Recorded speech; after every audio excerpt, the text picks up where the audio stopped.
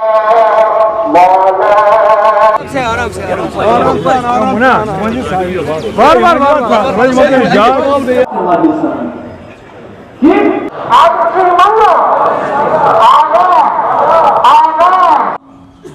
پتہ اگر سانن گرن مز تم اخلاق آس تم ویلیوز آس سون سماج گژھِ بہتر یمس قرآن آسہِ ونان کہ کیا قرآن چھُ آز اسہِ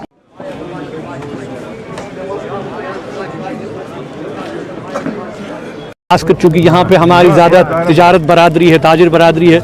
تو میں نے بھی آج وعظ و تبلیغ میں یہی کہا کہ ایک مسلمان ہونے کی حیثیت سے تجارت کرنے والے آدمی کا، تاجر کا کیا مقام ہے، اور ہم توقع رکھتے ہیں کہ صدق دلی کے ساتھ، امانت کے ساتھ، دیانت کے ساتھ اپنا یہ کام کریں، اور اس میں کتنی برکت ہے انشاءاللہ۔ جو سوشل پرابلمز ہیں ان کے لیے بھی ہمیں اٹھ کھڑا ہونا ہے، محلہ کمیٹیز ہیں، مسجد کمیٹیز ہیں، ان کے لیے بھی ہمیں جو ہے وہ ان کو بھی متحرک کرنا ہے، یہ بھی مسائل ہیں۔ لیکن اس کے ساتھ ساتھ یہ بھی مسئلہ ہے کہ ہاں مسلمانوں کو اس ماہ رمضان میں عبادت سے روکنا کا جو عمل ہے وہ بہت تکلیف دہ ہے۔ کل کا جو واقعہ ہوا کہ 7 سال اب ہو گئے ہمیں کہ جامع مسجد میں جمعۃ الوداع کی نماز ادا کرنے کی اجازت نہیں دی جا رہی ہے، اس نے مسلمانوں کے جذبات کو بہت ٹھیس پہنچائی ہے۔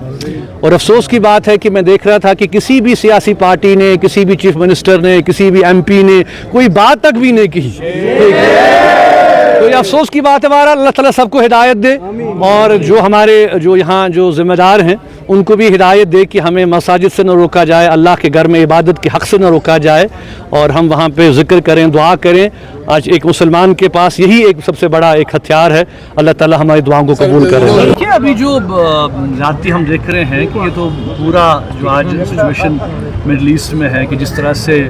ایک بے گناہ قوم کو نشانہ بنایا جا رہا ہے۔ پہلے ہم نے دیکھا کہ فلسطین کے حوالے سے کیا ہوا، کس طرح سے وہاں پہ ظلم و زیادتی کا بازار گرم کیا، اور آج ہم دیکھ رہے ہیں کہ جو ہے ایران میں کیا ہو رہا ہے، اس کے اثرات ہم پورے خطے میں دیکھ رہے ہیں۔ تو یہ بہت ہی ایک ڈینجرس سچویشن کریٹ ہو رہی ہے، اور جس طرح سے عالمی سطح پہ ہم دیکھ رہے ہیں کہ عالمی طاقتیں، خاص کر امریکہ کا جو رجحان ہے وہ انٹرنیشنل لا کی وائلیشن میں جس طرح سے ایک آزاد ملک پہ حملے کیے جا رہے ہیں، ان کی اکانومی کو تباہ کیا جا رہا ہے، لوگوں کو مارا جا رہا ہے، بچے شہید ہو رہے ہیں۔ تو یہ بڑے افسوس کی بات ہے، اس کی جتنی بھی مذمت کی جائے کم ہے۔ کشمیر کے لوگ تو ہمیشہ بہرحال مظلوموں کے ساتھ کھڑے ہیں، اور ہم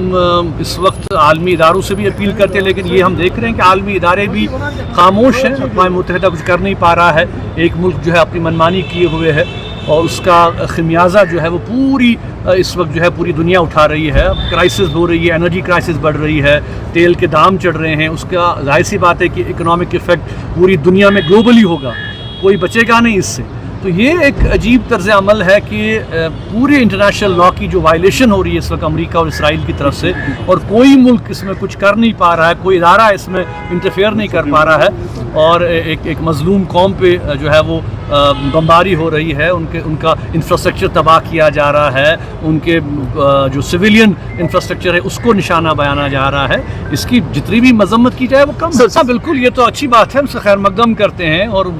آپ کو معلوم ہے کہ بہت سے سیاسی قیدی ہیں جو پچھلے جو ہے کئی سالوں سے، اب آدھوں کو تو 8-8 10 سال ہو گئے جیلوں میں، اور ان کی جو صحت ہے وہ بھی بہت خراب ہے۔ ہم توقع رکھتے ہیں کہ جس طرح سے سپریم کورٹ نے اس مسئلے میں جو ہے وہ انسانی قدروں کا لحاظ کرتے ہوئے اور انصاف کا لحاظ کرتے ہوئے ان کی بیل کو اپروو کیا، اسی طرح سے باقی جو پولیٹیکل پرزنرز ہیں ان کے حوالے سے بھی جو ہے کوئی نہ کوئی فیصلہ کیا جائے گا، ان کو بھی رہا کیا جائے گا۔ خاص کر جو نوجوان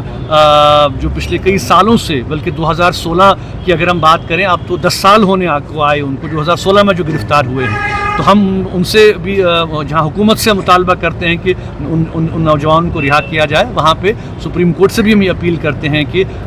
خاص کر عدل جو ہے عدل قائم کیا جائے، انصاف کیا جائے، اور کشمیری پولیٹیکل پرزنرز کو رہا کیا جائے۔